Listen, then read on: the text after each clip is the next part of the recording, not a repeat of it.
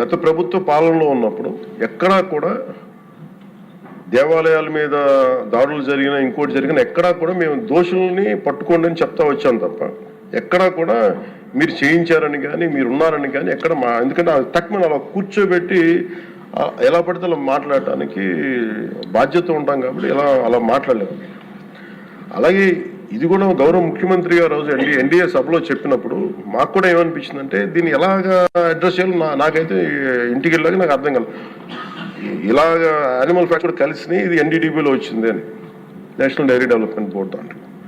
So ఇవన్నీ కూర్చోబెట్టి మాట్లాడుతున్నప్పుడు నేను తర్వాత మార్నింగ్ నేను ట్వీట్ చేశాను అధ్యక్ష. దాని మీద ఎందుకు ట్వీట్ చేయాల్సి వచ్చిందంటే వరుసగా నన్ను ట్యాగ్ చేస్తే చాలా మెసేజ్లు వస్తూ ఉన్నాయంట. నా ఆఫీస్ నుంచి అన్ని పంపించేటప్పుడు నేను చూసాను ఏం జరిగిందంటే మీరు ఎవరు మాట్లాడరేంటి, ఇలాంటి రిపోర్ట్ ఉన్నప్పుడు కూడా మీరు ఎవరు మాట్లాడరు ఏంటంటే అప్పుడు నా ఉద్దేశం ఏముందంటే దిగి ఈ దేవాలయాలు జరిగే ఇలాంటివన్నీ ఇవన్నీ కూర్చోబెట్టి దీనికి ఒక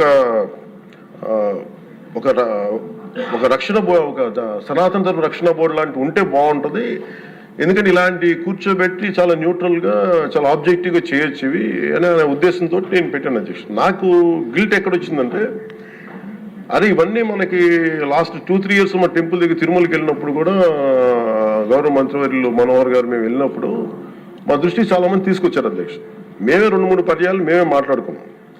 సో నాకు అవన్నీ గుర్తొచ్చి అరే మనకి తప్పు జరిగింది తెలిసి మనం దాన్ని సరిగ్గా తీసుకెళ్ళకపోయిన ఒక పశ్చాత్తాపంతో నేను ఒక దీక్ష చేశాను అధ్యక్ష. ఆ తర్వాత దాన్ని అందరూ అన్ని రకాలుగా తీసుకెళ్ళారు సార్ 3 parties.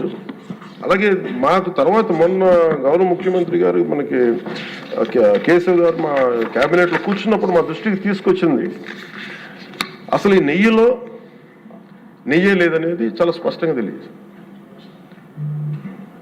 మాకేమనిపించిందంటే ఏదైనా సరే innovation is very important in life. Innovation లేకపోతే ఈ పాటికి ఒక్కొక్కరు ఒకవేళ ఇన్నోవేట్ చేస్తారు.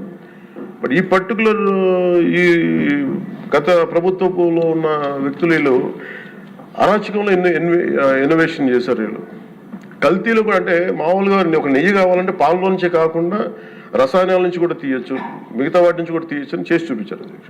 దానికి సంబంధించిన కంప్లీట్ సిబిఐకి మన ఆ రిపోర్ట్ ఇచ్చినప్పుడు ఎక్కడా కూడా నెయ్యి లేకుండా వీళ్ళు నెయ్యి తయారు చేశారని స్పష్టంగా తెలియజేశారు.